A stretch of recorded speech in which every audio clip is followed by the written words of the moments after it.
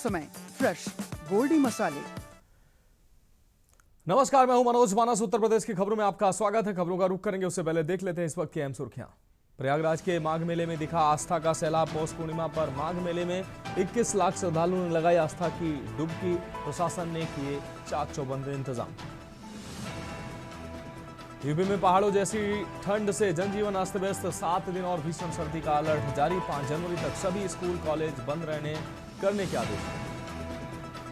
बरेली में डॉक्टर श्याम बिहारी को सीएम ने दी श्रद्धांजलि। शोकाकुल परिवार से मिलकर कठिन घड़ी में दी सांत्वना। फरीदाबाद आपदा फरीदपुर में हुआ अंतिम संस्कार। यूपी में आप निकालेगी रोजगार 2 सामाजिक न्याय 2 पद यात्रा। 16 जनवरी 2022 16 जनवरी से 22 जनवरी तक चलेगी यात्रा। बुलंदशहर में मासूम संग दरिंदगी करने वाले गिरफ्तार। वारदात को अंजाम देने वाले राजू और वीरू का एनकाउंटर। पुलिस ने दोनों के पैरों में मारी गोली। कानपुर में बीएमएस स्टूडेंट ने सुसाइड किया।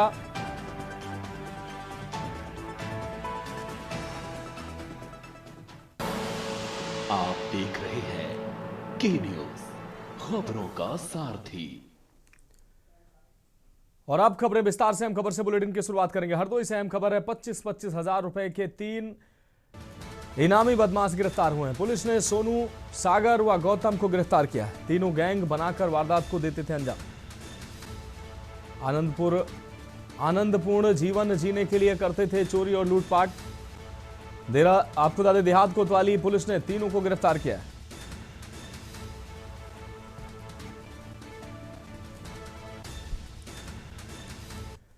अब बढ़ेंगे अगली खबर की ओर। अगली खबर हरदोई से, जहां वीडियो बना रही युवती पर हमला हुआ है। घर के बाहर वीडियो बना रही पीड़ित युवती पर पड़ोसियों ने जानलेवा हमला किया। ईंट पत्थर से हमला कर घायल किया है। पीड़िता ने पुलिस पर आरोप लगाया है। आरोपियों के खिलाफ कार्रवाई न करने का आरोप पीड़िता ने लगाया है। सीएम से न्याय की गुहार लगाई है। तो सीएम से न्याय की गुहार का वीडियो भी वायरल हुआ है। पचदेवरा कोतवाली क्षेत्र के हथौड़ा गांव का यह पूरा मामला। हम सोशल मीडिया पे वीडियो बनाते हैं और छवि अग्निहोत्री नाम से मेरा फेसबुक चैनल है और इंस्टाग्राम का भी चैनल हमारा छवि अग्निहोत्री नाम से और छवि अग्निहोत्री नाम से यूट्यूब चैनल है। तो हमारे तीनों चैनल छवि अग्निहोत्री के नाम से हैं। तो हमारे ही घर के सामने रहते हैं मदन पाल, उनकी बहू, उनकी लड़की, उनकी पत्नी। हम वीडियो बनाते समय वो लोग हमें वीडियो हम बनाते हैं, इसीलिए वो लोग हमें गाली गलौज देते हैं, हमें वीडियो बनाने में रोक टोक करते हैं।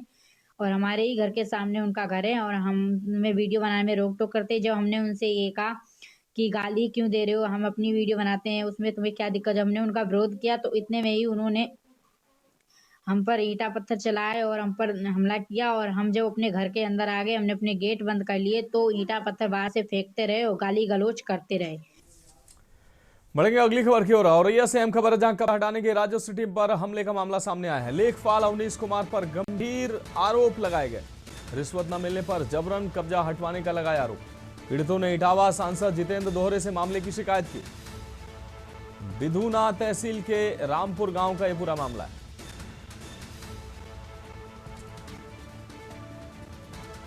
तो इटावा सांसद जितेंद्र दोहरे से पीड़ित ने गुहार लगाई है। लेखपाल अवनीश कुमार पर गंभीर आरोप लगाए गए। और अगली खबर उन्नाव से सामने आ रही है। अचलगंज गौशाला में गायों की मौत का मामला। लापरवाही से 2 दिनों में 8 गायों की मौत हुई है। ठंड और भूख से मरने की आशंका जताई जा रही है। गौशाला में व्यवस्थाएं पूरी तरह से फेल नजर आ रही हैं। रिकॉर्ड और मौके की संख्या में भारी अंतर साफ तौर पर देखने को मिल रहा है। गायों की मौत के बाद सुबह से सभासद धरने पर बैठे। उच्च अधिकारियों को कई बार फोन किया गया, लेकिन कोई अधिकारी नहीं पहुंचा। इस दौरान पोस्टमार्टम दूसरे डॉक्टर से कराने की मांग की गई। सोशल मीडिया पर वीडियो वायरल हो रहा है। वायरल वीडियो का भी नहीं लिया गया है अब तक संज्ञान। गौशाला की स्वतंत्र जांच कराए जाने की मांग लगातार लोग कर रहे हैं। सोशल मीडिया पर पोस्ट डालकर सभासदों ने मांग की है। और अब बढ़ेंगे अगली खबर की ओर। खबर राजधानी लखनऊ से, जहां प्रेस वार्ता करते हुए निषाद पार्टी के मुखिया प्रदेश सरकार के कैबिनेट मंत्री संजय निषाद ने दावा किया है कि 13 जनवरी को डॉक्टर अंबेडकर सभागार में पार्टी का 13वां संकल्प दिवस आयोजित होगा, जिसमें भाजपा के शीर्ष नेतृत्व सहित मुख्यमंत्री को भी आमंत्रित किया गया है। प्रस्तावित कार्यक्रम में 22 राज्यों के पदाधिकारी और जनप्रतिनिधि शामिल होंगे। साथ ही परस्पर समान मानी जाने वाली 193 जातियों को जोड़ने का दावा भी मंत्री संजय निषाद ने किया है। उन्होंने कहा कि त्रेता युग का इतिहास गवाह है कि निषाद राज के पास चलकर स्वयं मर्यादा पुरुषोत्तम श्री राम स्वयं चलकर पहुंचे थे। निषाद राज के किला पहुंचकर 13 जनवरी को ही समाज को जागृत करने का हमने संकल्प लिया था, जिसके तहत समाज को राजनीतिक रूप से जागरूक बनाया जा रहा है। संकल्पबद्धता से गांव-गांव जाकर मतदाताओं को जागरूक बनाते हुए पौवा के लालच के बजाय समाज व प्रदेश के हितों के मद्देनजर मताधिकार करना चाहिए। इस दौरान उन्होंने अपने आवास पर बागी जीवन बिता चुकी पूर्व सांसद स्वर्गीय फूलन देवी की प्रतिमा स्थापित करने का दावा भी किया। भारतीय जनता पार्टी का सरकार का अपना एजेंडा है, वो अभिभावक। बढ़ेंगे अगली खबर की ओर। खबर औरैया से, जहां स्वतंत्र प्रभार राज्य मंत्री धर्मवीर प्रजापति ने बीबीएस स्मृति विद्यापीठ आशानगर जालौन रोड में आयोजित वार्षिक उत्सव कार्यक्रम में मुख्य अतिथि के रूप में सहभागिता की। उन्होंने बच्चों के सांस्कृतिक कार्यक्रमों की सराहना करते हुए कहा कि ऐसे आयोजनों से बच्चों का सर्वांगीण विकास होता है और अभिभावकों को गर्व महसूस होता है। राज्य मंत्री ने होमगार्ड्स भर्ती प्रक्रिया को पूरी तरह निष्पक्ष और पारदर्शी बताते हुए कहा कि किसी भी प्रकार की गड़बड़ी बर्दाश्त नहीं की जाएगी। वहीं बांग्लादेश में हुई हिंसा पर उन्होंने कहा कि हिंसा किसी भी समस्या का समाधान नहीं है। अब बढ़ेंगे अगली खबर की ओर। खबर लखनऊ से है, जहां आम आदमी पार्टी के राज्यसभा सांसद संजय सिंह ने घोषणा की है कि पार्टी तीसरे चरण की पदयात्रा रोजगार दो सामाजिक न्याय दो की शुरुआत 16 जनवरी से करेगी, जो 22 जनवरी तक चलेगी। यह यात्रा लगभग 90 से 100 किलोमीटर की होगी और मिर्जापुर से शुरू होकर वाराणसी तक जाएगी। संजय सिंह ने कहा कि उत्तर प्रदेश में लगातार पेपर लीक हो रहे हैं और प्रयागराज में नौजवान छात्रों का प्रदर्शन चल रहा है। उन्होंने आरोप लगाया कि जब भी अदालत से बेरोजगार युवाओं के पक्ष में फैसला आता है, सरकार सुप्रीम कोर्ट चली जाती है। पशुधन विभाग की भर्ती में आरक्षण के मुद्दे को उन्होंने उठाया। संजय सिंह ने यूपी सरकार के दावों और हकीकत में फर्क बताते हुए पुलिस भर्ती में उम्र सीमा बढ़ाने की मांग की।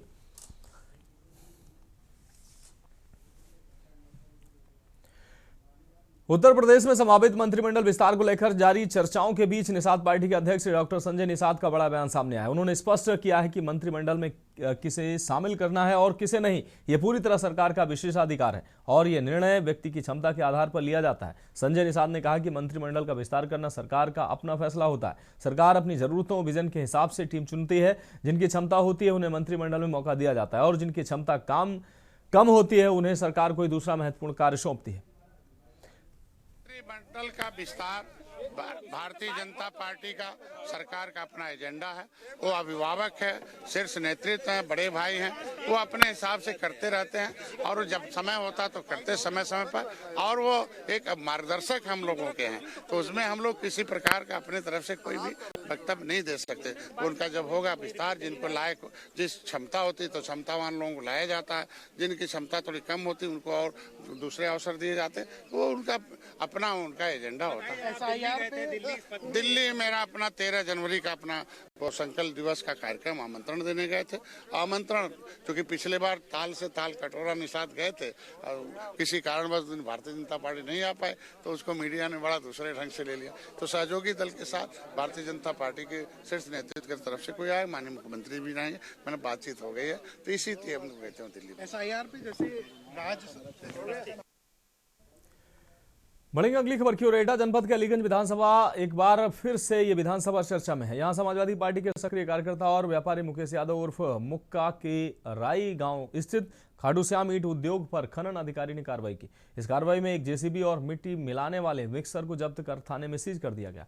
खनन अधिकारी के अनुसार ये कार्रवाई खनन रॉयल्टी और पर्यावरण प्रमाण पत्र जमा न होने के कारण की गई है। कार्रवाई के बाद मुकेश यादव अलीगंज कोतवाली पहुंचे, जहां उन्होंने खनन अधिकारी के समक्ष अपना पक्ष रखा और इसे गलत बताया। नायब तहसीलदार सतीश कुमार और खनन अधिकारी एजाज खान ने संयुक्त रूप से ये कार्रवाई की है। खनन अधिकारी ने बताया कि उन्हें एक लिखित शिकायत मिली थी, जिसके आधार पर दस्तावेजों की जांच के बाद ये कदम उठाया गया है। व्यापारी और सपा नेता पर हुई इस कार्रवाई से अलीगंज की राजनीति गर्मा गई है। स्थानीय लोग इस घटना को समाजवादी पार्टी की आंतरिक कलह का परिणाम बता रहे हैं। दरअसल सपा की आंतरिक कलह तब सामने आई जब चुनाव आयोग ने प्रदेश भर में SIR का कार्य शुरू किया। फर्रुखाबाद के लोकसभा प्रत्याशी और पूर्व मुख्यमंत्री अखिलेश यादव के करीबी डॉक्टर नवल किशोर ने पार्टी के निर्देश पर मुकेश यादव और मुक्का को अलीगंज विधानसभा का SIR का मुख्य प्रहरी नियुक्त किया था। बढ़ेंगे अगली खबर की ओर। फिरोजाबाद जनपद के थाना नारखी क्षेत्र के अंतर्गत आने वाले गांव शाहपुर में आज गम और गुस्से का सैलाब उमड़ पड़ा। बुलंदशहर के सिकंदराबाद में 6 वर्षीय मासूम बालिका के साथ हुई सामूहिक दुष्कर्म और हत्या की वारदात के बाद जब शनिवार को बच्ची का शव गांव पहुंचा तो ग्रामीणों का आक्रोश फूट पड़ा। स्थिति को बिगड़ता देख भारी पुलिस बल की तैनाती की गई और पुलिस अभिरक्षा में पुलिस अभिरक्षा में ही गमगीन माहौल में अंतिम संस्कार संपन्न हुआ। मृतक बालिका के पिता सोनू, जो सिकंदराबाद में सपरिवार किराए पर रहकर मजदूरी करते थे, उन्होंने बताया कि शुक्रवार शाम उनकी 6 साल की मासूम बेटी छत पर खेलने गई थी। काफी देर तक वापस न आने पर जब मां ने तलाश शुरू की तो एक पड़ोसी ने बताया कि बच्ची को छत से नीचे फेंका गया। मासूम की चप्पलें मकान में ही रहने वाले आरोपी के कमरे से बरामद हुई, जिससे साफ हो गया कि वारदात को सुनियोजित तरीके से अंजाम दिया गया। पिता की तहरीर पर पुलिस ने साथ में ही किराए पर रहने वाले 2 युवकों राजू और वीरू के खिलाफ सामूहिक दुष्कर्म और हत्या का मुकदमा दर्ज किया। सिकंदराबाद पुलिस ने मामले की संवेदनशीलता को देखते हुए त्वरित कार्रवाई की। पुलिस ने घेराबंदी कर शुक्रवार की रात को ही दोनों मुख्य आरोपियों को मुठभेड़ के बाद गिरफ्तार कर लिया। पुलिस के अनुसार आरोपियों ने भागने की कोशिश की थी, जिसके बाद हुई फायरिंग हाफ एनकाउंटर में उन्हें दबोच लिया गया। मैं सिकंदराबाद में काम करता हूँ, गाजियाबाद में, और दजपुरा कॉलोनी है, उसमें मैं किराए पर रहता हूँ और कंपनी है गंगा टैंक। वहाँ पर बच्ची खेली थी कॉलोनी में, खेलते में बुला के ले गए ऊपर कॉलोनी से 3री मंजिल पर। उनने कमरा बंद करके उसका रेप करने के बाद में 3री मंजिल पर थी फेंक दी नीचे। और अगली अहम खबर जनपद उन्नाव से सामने आ रही। उन्नाव से खबर आपको हम दिखा रहे हैं। इस वक्त की अहम खबर अचलगंज गौशाला में गायों की मौत का ये मामला। उन्नाव से इस वक्त की अहम खबर अचलगंज गौशाला में गायों की मौत का मामला। लापरवाही से 2 दिनों में 8 गायों की मौत की खबर सामने आ रही है। ठंड और भूख से मरने की आशंका जताई गई है। 8 गायें 2 दिन में मौत का शिकार हुई हैं। गौशाला में व्यवस्थाएं पूरी तरीके से फेल नजर आ रही हैं। रिकॉर्ड और मौके की संख्या में भी भारी अंतर इस गौशाला में साफ तौर पर देखने को मिल रहा है। डीएम साहब के यहाँ 3 बार फोन मिला चुके हैं। गायों की मौत के बाद सुबह से सभासद धरने पर बैठे हैं। इनके पोस्टमार्टम किसी अन्य डॉक्टर से नहीं होगी। उच्च अधिकारी को कई बार फोन किया गया, लेकिन कोई अधिकारी नहीं पहुंचा है। साफ तौर पर लापरवाही का मामला सामने आया है और अधिकारी भी बेपरवाह साफ तौर पर बने हुए हैं और गायों की लगातार मौत हुई है। अब बढ़ेंगे अगली खबर की ओर। नोएडा के सेक्टर 126 थाना पुलिस ने एक सनसनीखेज खुलासा करते हुए साड़ू अजय मुखिया की हत्या के 3 आरोपियों को गिरफ्तार कर लिया है। डीसीपी यमुना प्रसाद ने प्रेस कॉन्फ्रेंस में बताया कि मुख्य आरोपी रामवचन के पत्नी से मृतक साड़ू के अवैध संबंध थे। इसी को लेकर रामवचन और मृतक के बीच विवाद हुआ। रामवचन ने अपने तीसरे साड़ू साजन के साथ मिलकर अजय मुखिया की हत्या की साजिश रची। साजन ने मृतक को शराब पीने के बहाने अपने घर बुलाया, जिसके बाद रामवचन और साजन ने मिलकर अजय का गला दबाकर हत्या कर दी। आरोपियों ने अपने तीसरे साथी रिक्शा चालक अशोक की मदद से शव को रायपुर इलाके में मिट्टी में दबाकर छुपा दिया। थाना सेक्टर 126 पुलिस ने सभी 3 आरोपियों को गिरफ्तार कर न्यायिक प्रक्रिया शुरू कर दी है। जनपद गौतम बुद्ध नगर में अपराध एवं अपराधियों के खिलाफ लगातार अभियान चलाया जा रहा है। इसी क्रम में एक डेड बॉडी थाना 126 क्षेत्र में मिली थी, जिसके लिए अलग अलग टीमें बनाई गई थी। इसकी मॉनिटरिंग सीपी मैम के निर्देशन में एडीसीपी और एसीपी के नेतृत्व में की जा रही थी और थाना 126 प्रभारी द्वारा इसमें प्रभावी कार्रवाई करते हुए स्वाट टीम, सर्विलांस और जो बीट पुलिसिंग के माध्यम से सभी को लगाया गया था।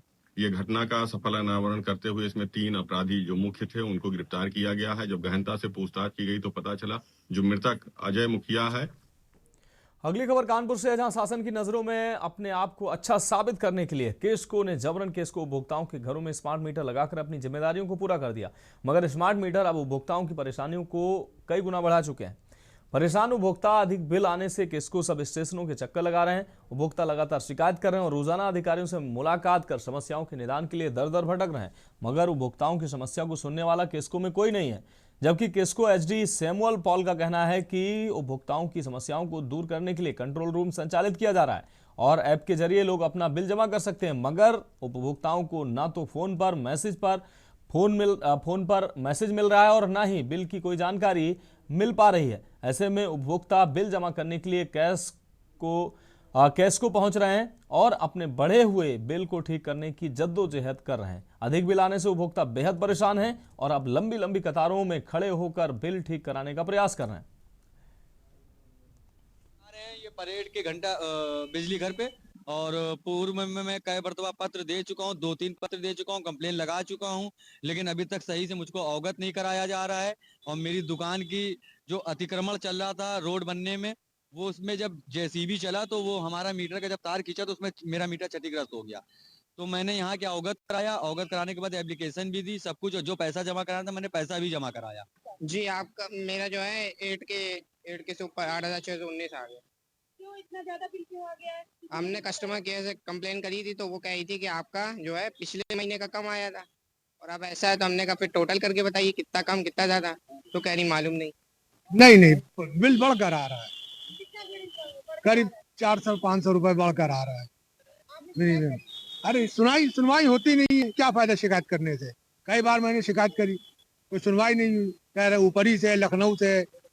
नहीं कोई संतुष्ट नहीं, बिजली का बिल इतना बढ़ के आ रहा है कि जो क्या बताएं, हद से ज्यादा। कितना बढ़ के आ रहा है और किससे किससे शिकायत करी आपने? समथिंग अब बढ़ के इतना आ रहा है कि डबल आ रहा है, समझ लीजिए कि पहले 1800 में बिजली चल जाती थी, अब 1500 1600 इस हिसाब से रिचार्ज कराना पड़ रहा है। कैस्को ने स्मार्ट मीटर लगाकर उपभोक्ताओं की समस्याओं को कई गुना बढ़ा दिया है।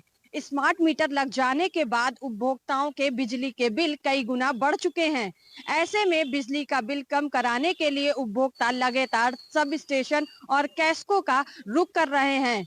आला अधिकारियों से गुहार लगा रहे हैं कि उनका बिल कम कर दिया जाए ताकि वो बिलों का भुगतान कर सके, मगर ना तो आला अफसर सुन रहे हैं और ना ही उनकी समस्याओं का निदान हो रहा है। वहीं कैस्को एमडी लगातार यह बयान दे रहे हैं कि लोग ऐप के माध्यम से अपने बिजली के बिल का भुगतान करें और कंट्रोल रूम में जाकर अपनी समस्याओं का निस्तारण कराएं, मगर उपभोक्ता लगातार दर दर भटक रहे हैं और आला अफसरों से अपनी समस्याओं का निदान कराने की गुहार लगा रहे हैं। ऐसे में बिजली बिल के बाहर कई लंबी लंबी कतारें लगी हैं। उपभोक्ता बिजली के बिल को ठीक कराने की जद्दोजहद कर रहे हैं और यह साफ तौर पर दिखाई देता है कि कहीं ना कहीं कैस्को एमडी के जो दावे हैं उनकी पोल खुल चुकी है और उनके दावे लगातार झूठे साबित हो चुके हैं। कानपुर से के न्यूज के लिए सारिका गुप्ता की रिपोर्ट। खबरों में वक्त एक ब्रेक का, जल्द हाजिर होंगे।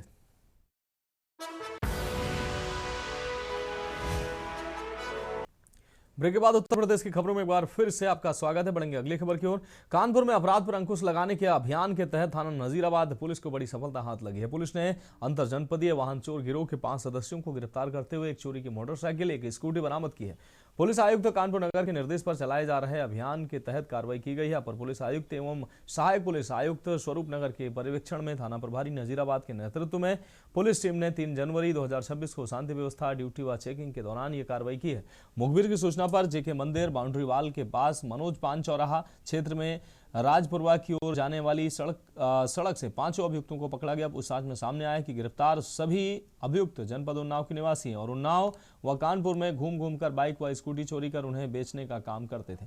बरामद मोटरसाइकिल के संबंध में थाना हरबंस मोहाल में पूर्व में मुकदमा दर्ज है। पुलिस ने बताया कि स्कूटी के संबंध में भी आवश्यक जानकारी जुटाई जा रही है। सभी अभियुक्तों के खिलाफ नियमानुसार कार्रवाई करते हुए न्यायालय में पेश किया जा रहा है। देखिए, नजीराबाद की पुलिस चेकिंग कर रही थी, उसी दौरान उनको इनपुट मिला कि क्रिमिनल हैं जिन्होंने बाइक चोरी करते हैं, ले जाकर के बेचते हैं। जब इन्होंने उनको ट्रेस किया मुखबिर की सूचना पे तो 5 जो एक्यूज है वो मिले और इनसे 2 बाइक बरामद हुई, जिसकी एक बाइक भी हरबंस मोहाल में उसका मुकदमा लिखा गया है।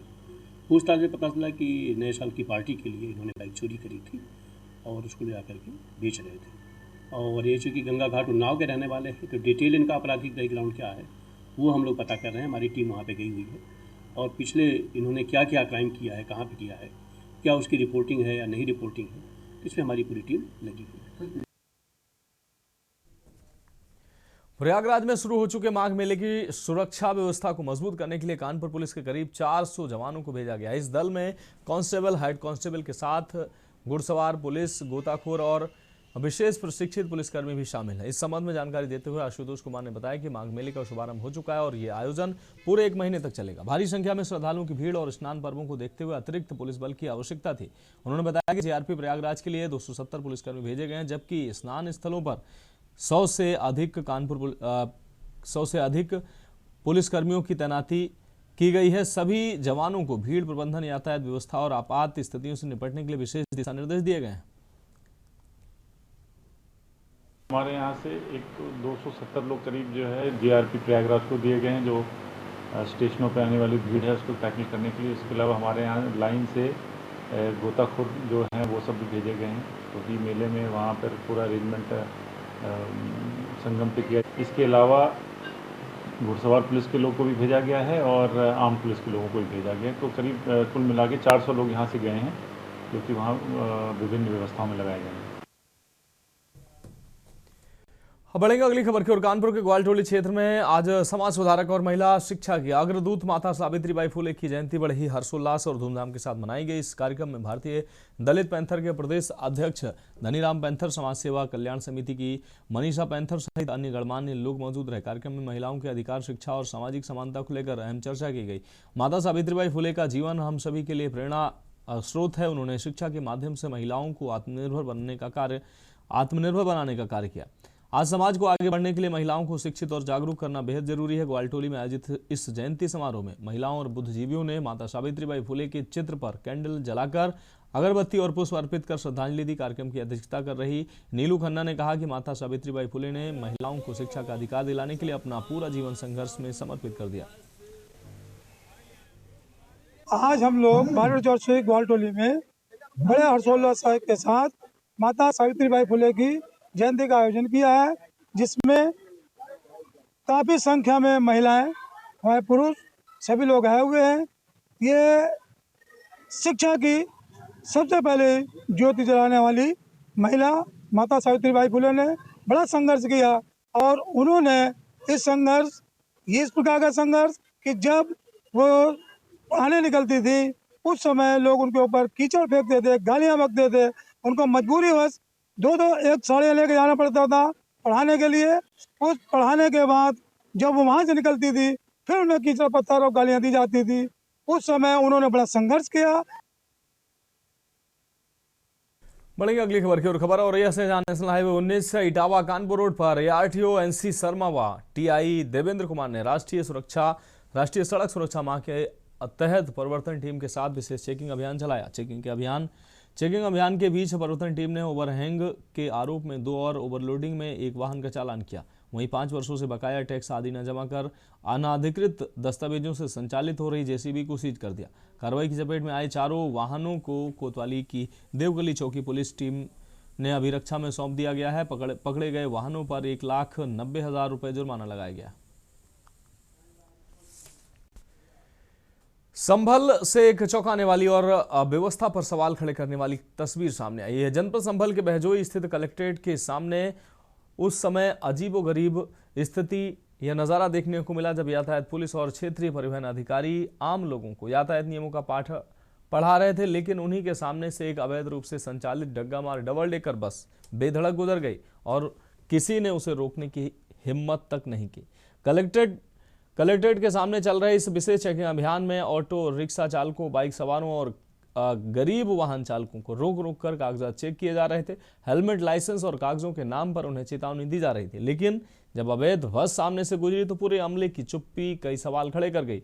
स्थानीय लोगों का कहना है कि ये बस लंबे समय से बिना परमिट और नियमों के विपरीत चल रही है, फिर भी उसके खिलाफ कोई कार्रवाई नहीं होती। इससे आम जनता में गहरा रोष है। सवाल ये उठता है कि क्या यातायात के नियम सिर्फ गरीब और कमजोर के लिए हैं? क्या अवैध डग्गामार बसों पर कानून लागू नहीं होता?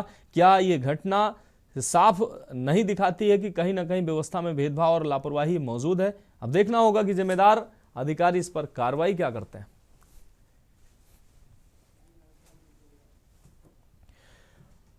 अगली खबर गाजीपुर से है, जहां महिला ग्राम प्रधान और उसके पति को दबंगों ने धमकी दी और गांव के दबंगों ने ग्राम प्रधान और उसके पति को जान से मारने की धमकी दी। मामला सैदपुर थाना क्षेत्र के रामचरणपुर गांव का है, जहां सड़क निर्माण के दौरान दबंगों ने ग्राम प्रधान सुमन देवी और उनके पति भीम यादव के साथ गाली गलौज करते हुए जान से मारने की धमकी भी दी। आरोप है कि गगनौ में सड़क निर्माण के दौरान दबंगों ने काम रुकवाने की कोशिश की। ग्राम प्रधान और उनके पति ने जब दबंगों से आपत्ति जताई तो दबंगों ने उनके साथ गाली गलौज शुरू कर दी और जान से मारने की धमकी भी दी। फिलहाल ग्राम प्रधान ने एसपी को प्रार्थना पत्र देकर कार्रवाई की मांग की है। बोले हैं कि आप एप्लीकेशन दे दीजिए, कार्रवाई शुरू की जाएगी। क्या मामला था? और खड़ंजा लग रहा था, 300 मीटर पास किया गया था तो 200 मीटर लगा और 100 मीटर नहीं लगने दे रहे हैं और बोले कि अगर तुम ईटा भी उठवाओगे वहाँ से तो गोली मारेंगे, एक गोली मारेंगे काम तमाम हो जाएगा। गोली मारेंगे किसने कहा? कृष्णपाल सिंह उसी गांव के रहने वाले हैं, रामचंद्र के रहने वाले। अगले चुनाव में हारे हुए हैं। अभी आप लोग क्या बोले? सर कार्रवाई की जाएगी। अगली खबर गाजीपुर से है, जहां नगर पालिका परिषद और पुलिस विभाग शहर में अतिक्रमण के खिलाफ अभियान शुरू करेगा। अभियान के तहत शहर के प्रमुख बाजारों से अतिक्रमण हटाया जाएगा। शहर में सड़क और फुटपाथ पर अतिक्रमण के खिलाफ ये अभियान चलेगा। पुलिस और नगर पालिका के अफसरों ने दुकानदारों को आज अभियान के तहत चेतावनी दी। अफसरों ने व्यापारियों को सड़क फुटपाथों से अतिक्रमण हटा लेने की चेतावनी दी। इस बाबत नगर पालिका की ओर से अनाउंसमेंट कर अतिक्रमण करने वालों को अल्टीमेटम दिया गया। साथ ही नगर पालिका और पुलिस के अफसरों ने भी बाजारों में घूमकर सड़कों पटरियों पर अतिक्रमण करने वाले व्यापारियों को अतिक्रमण खुद हटा लेने की चेतावनी दी। थाना क्षेत्र कोतवाली अंतर्गत आज जो भीड़ भाड़ वाले इलाके हैं उनमें कुछ चिन्हित क्षेत्रों को जहां पे सड़क पे सार्वजनिक जगहों पे इंक्रोचमेंट कर लिया गया है छोटे छोटे वेंडर्स के द्वारा, या जो बड़े वेंडर्स हैं उनके सामने जो लोग लगा के सड़क पे अतिक्रमण कर लेते हैं, जिससे नागरिकों को असुविधा होती है। इनको आज यहाँ के क्षेत्राधिकारी और जो एसएचओ हैं, कोतवाली प्रभारी, ट्रैफिक डिपार्टमेंट के अधिकारी और नगर पालिका के अधिशासी अधिकारी, इन सब की संयुक्त टीम के द्वारा आज यहाँ अनाउंसमेंट करवाया गया। इनको हिदायत दी गई है, चेतावनी दी गई है और इनसे अनुरोध किया गया है कि ये लोग अपना इस एनक्रोचमेंट को अपने आप हटा लें। फिलहाल खबरों में अभी के लिए मेरे साथ इतना ही। मुझे दीजिए इजाजत और आप देखते रहिए के न्यूज इंडिया। गोल्डी मसाले लाए हैं फ्रेश लॉक टेक्नोलॉजी, जो रखे